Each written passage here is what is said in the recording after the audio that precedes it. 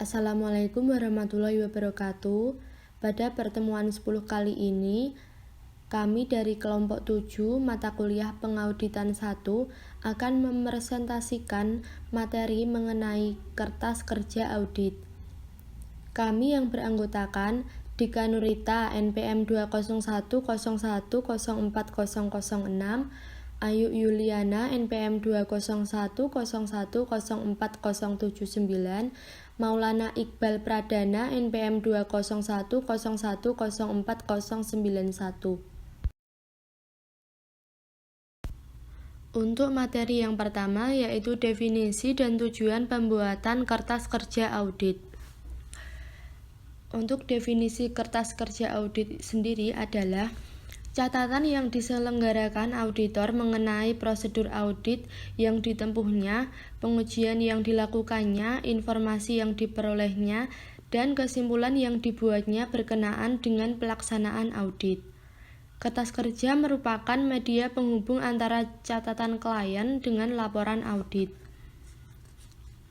Ada beberapa faktor yang mempengaruhi pertimbangan auditor mengenai kuantitas, bentuk, dan isi kertas kerja yang diperlukan, yang akan digabungkan dalam satu kertas kerja pada waktu melaksanakan penugasan audit, yaitu yang pertama, sifat penugasan auditor, yang kedua, sifat laporan audit, yang ketiga, sifat laporan keuangan, daftar, dan keterangan yang perlu bagi auditor dalam pembuatan laporan. Yang keempat, sifat dan kondisi catatan klien. Yang kelima, tingkat risiko pengendalian yang ditetapkan oleh auditor. Yang keenam, kebutuhan dalam keadaan tertentu untuk mengadakan supervisi dan review atas pekerjaan yang dilakukan pada asisten. Untuk materi yang selanjutnya, terdapat dokumentasi auditor, antara lain berisi semua jawaban terhadap risiko salah saji pada level laporan keuangan, sifat waktu dan luas dari prosedur audit yang selanjutnya, hubungan prosedur dengan penilaian risiko pada level asersi, hasil dari prosedur audit, sifat dan pengaruh dari jumlah salah saji, kesimpulan auditor terhadap jumlah salah saji yang menyebabkan salah saji menjadi material, faktor-faktor kualitatif yang dipertimbangkan auditor dalam mengevaluasi salah saji yang material, dan kesimpulannya. Kertas kerja dibuat dan dikumpulkan oleh auditor tidak hanya sekedar untuk mendokumentasikan pelaksanaan audit, tetapi juga mempunyai tujuan-tujuan tertentu. Tujuan yang pertama yaitu memberi dukungan yang prinsipal atas laporan audit. Pendapat auditor dikeluarkan berdasar hasil temuan audit.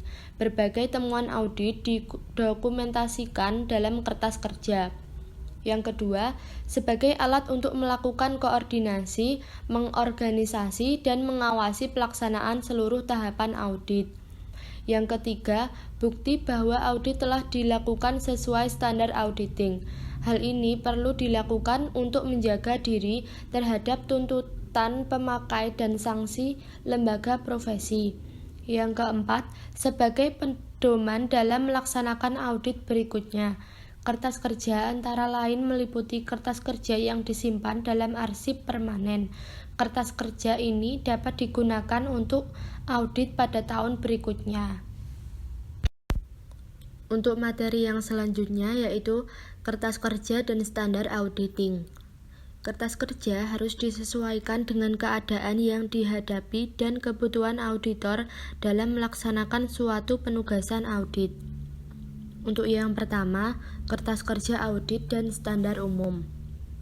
Standar umum menyatakan tentang kompetensi, independensi, dan kecermatan kesesamaan pelaksanaan tugas.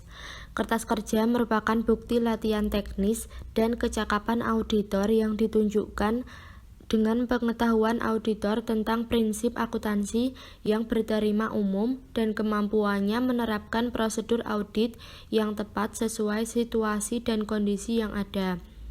Kertas kerja harus memberikan kesimpulan yang dapat menunjukkan independensi dan objektivitas auditor. Yang kedua, kertas kerja audit dan standar pekerjaan lapangan.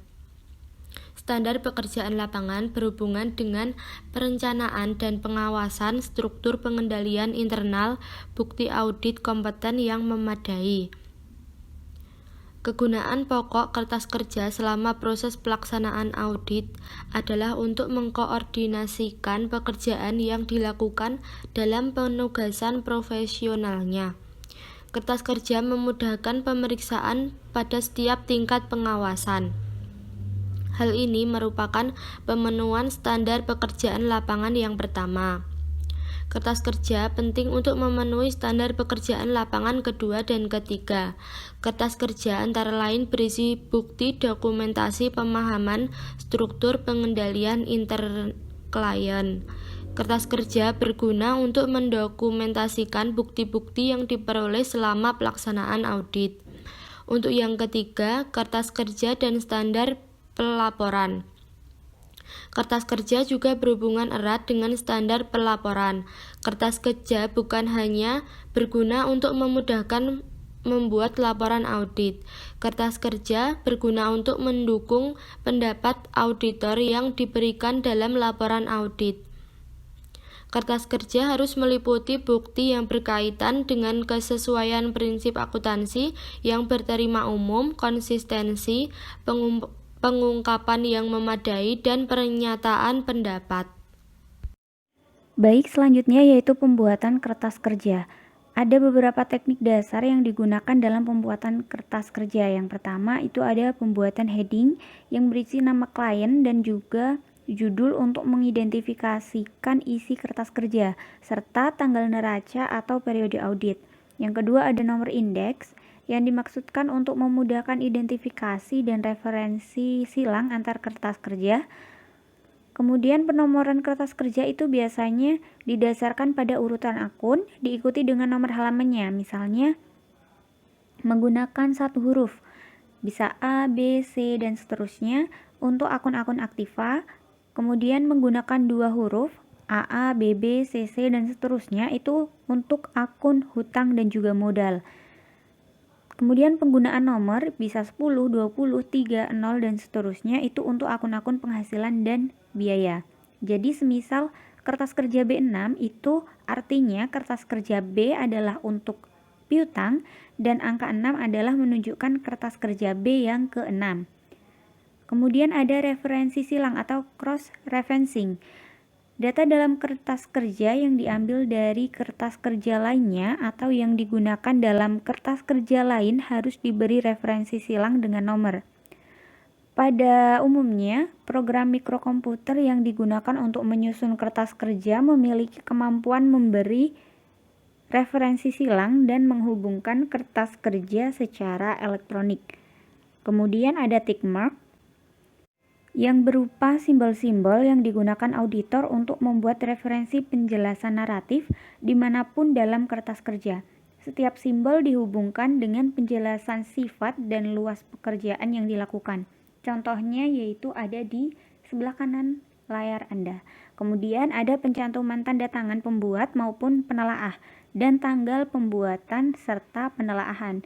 Nah, untuk gambar di sebelah kiri itu merupakan contoh kertas kerjanya. Selanjutnya isi kertas kerja. Dalam SA 339 dikemukakan bahwa kertas biasanya itu berisi dokumentasi yang memperlihatkan yang pertama, pemeriksaan telah direncanakan dan disupervisi dengan baik yang menunjukkan dilaksanakannya standar pekerjaan lapangan yang pertama. Kemudian, yang kedua ada pemahaman yang memadai atas struktur pengendalian intern telah diperoleh untuk merencanakan audit dan menentukan sifat, saat, dan lingkup pengujian yang telah dilakukan. Kemudian yang terakhir, bukti audit telah diperoleh, prosedur pemeriksaan yang telah diterapkan, dan pengujian yang telah dilaksanakan yang memberikan bukti kompeten yang cukup sebagai dasar yang memadai untuk menyatakan pendapat atas laporan keuangan auditan yang menunjukkan dilaksanakannya standar pekerjaan lapangan yang ketiga. Hal-hal yang harus diperhatikan dalam membuat kertas kerja. Yang pertama yaitu lengkap. Kertas kerja dikatakan lengkap apabila memenuhi dua syarat. Yang pertama, berisi semua informasi pokok. Kemudian, yang kedua, tidak memerlukan penjelasan lisan sebagai tambahan. Kemudian, teliti. Kertas kerja yang dibuat auditor harus bebas dari kesalahan, baik kesalahan penulisan maupun kesalahan dalam penjumlahan. Untuk itu, pembuatan kertas kerja harus dilakukan secara cermat dan juga teliti. Kemudian, ringkas. Kertas kerja dikatakan ringkas apabila hanya berisi informasi pokok dan relevan dengan tujuan pemeriksaan. Dengan demikian, penyajian kertas kerja dapat ringkas tetapi tetap dapat dimengerti. Selanjutnya yaitu jelas. Auditor harus menggunakan istilah-istilah yang tidak menimbulkan pengertian ganda. Auditor harus menyajikan kertas kerja secara sistematis. Kemudian rapi. Kerapian dari kertas kerja akan mempermudah pemahaman terhadap kertas kerja tersebut. Dengan demikian, auditor dengan mudah dapat memperoleh informasi yang diperlukan dari kertas kerja tersebut. Tipe kertas kerja. Pada dasarnya ada beberapa tipe kertas kerja audit. Namun demikian, ada 7 tipe kertas kerja audit yang biasanya dikenal. Yang pertama, program audit. Program audit merupakan daftar prosedur audit untuk pemeriksaan elemen-elemen tertentu, yang mana berfungsi sebagai alat yang bermanfaat untuk menetapkan jadwal pelaksanaan dan pengawasan pekerjaan lapangan. Kemudian yang kedua yaitu working trial balance, yang merupakan suatu daftar yang berisi saldo berbagai akun buku besar pada akhir tahun yang diaudit dan pada akhir tahun sebelumnya. Kolom untuk penyesuaian dan pengklasifikasian kembali serta saldo setelah koreksi auditor akan dicantumkan dalam laporan keuangan auditan. Working trial balance ini dapat disiapkan oleh klien maupun auditor. Kemudian yang ketiga ada jurnal penyesuaian dan pengklasifikasian kembali. Auditor mungkin menjumpai kesalahan dalam catatan akuntansi dan laporan keuangan karena salah memahami dan salah interpretasi terhadap prinsip akuntansi yang berterima umum. Kesalahan tersebut perlu dikoreksi dengan membuat jurnal penyesuaian. Nah, kemudian ada jurnal pengklasifikasian kembali dilakukan untuk memastikan pengklasifikasian akun yang tepat. Misalkan, akun obligasi jangka panjang yang jatuh tempo tahun depan, maka auditor harus mengklasifikasikannya ke kelompok kewajiban lancar. Kemudian daftar pendukung. Dalam melaksanakan audit, auditor melakukan verifikasi elemen-elemen yang terdapat dalam laporan keuangan. Untuk itu, auditor membuat kertas kerja yang bermacam-macam untuk mendukung informasi yang dikumpulkan. Dalam tiap elemen yang diperiksanya, auditor mencantumkan metode verifikasi, pertanyaan yang timbul, serta jawaban serta jawaban atas pertanyaan tersebut. Kemudian yang kelima ada daftar utama. Semua informasi yang dicatat dalam daftar pendukung diringkas dalam daftar utama. Daftar utama ini merupakan ringkasan akun-akun yang saling berkaitan. Kemudian ada yang keenam yaitu memorandum audit dan dokumentasi informasi pendukung. Memorandum audit itu merupakan data tertulis yang disiapkan auditor dalam bentuk naratif, misalnya komentar atas kinerja prosedur auditing meliputi lingkup pekerjaan, temuan-temuan, kesimpulan audit.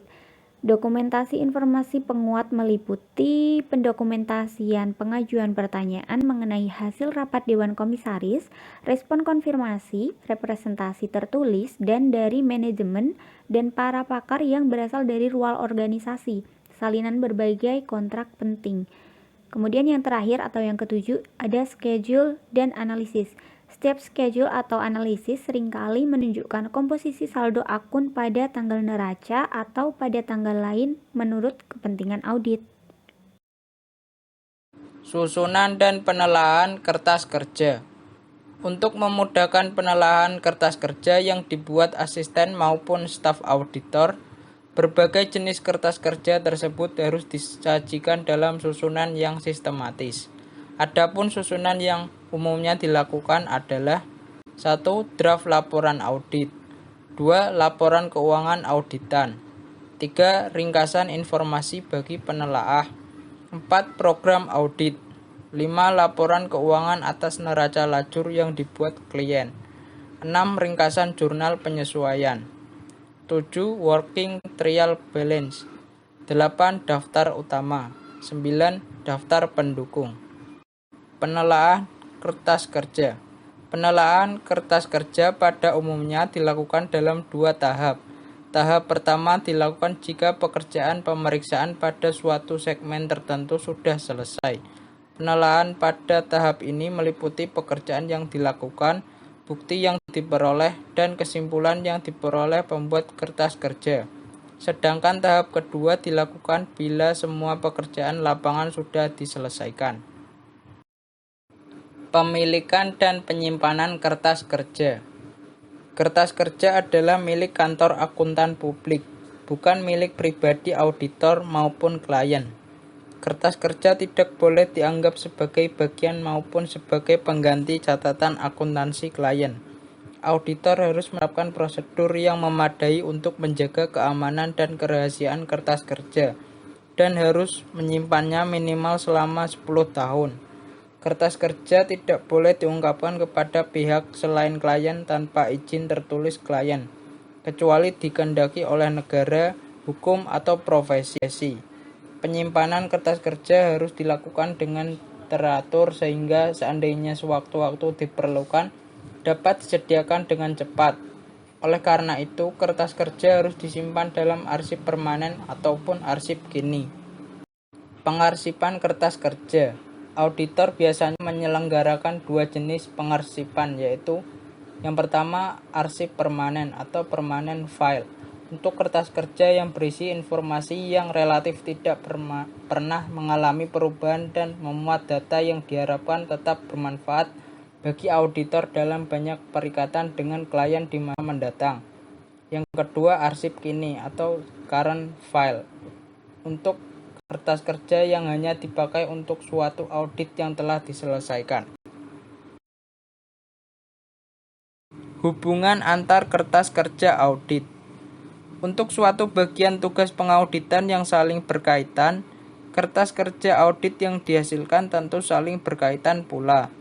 Dengan demikian, antar kertas kerja dapat terjadi saling hubungan dengan cek silang atau cross check.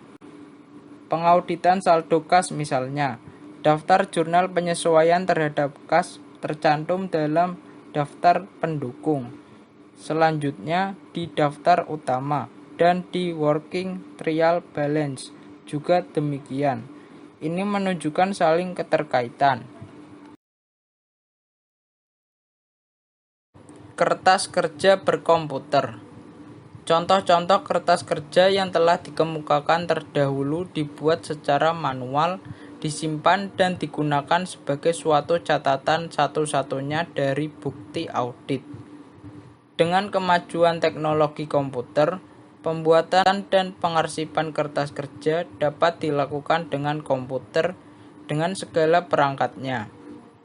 Sudah banyak kantor akuntan menggunakan software yang dirancang untuk kepentingan audit, seperti untuk pembuatan working trial balance, schedule atau daftar utama, tabel, dan lain sebagainya. Nomor indeks, tick mark, dan lain sebagainya. Selain dapat dilakukan dengan manual, juga dapat dilakukan melalui komputer. Hal ini banyak membantu dalam meringankan pekerjaan auditor. Demikian akhir dari presentasi kelompok kami. Terima kasih atas perhatiannya. Kurang lebihnya mohon maaf. Wassalamualaikum warahmatullahi wabarakatuh.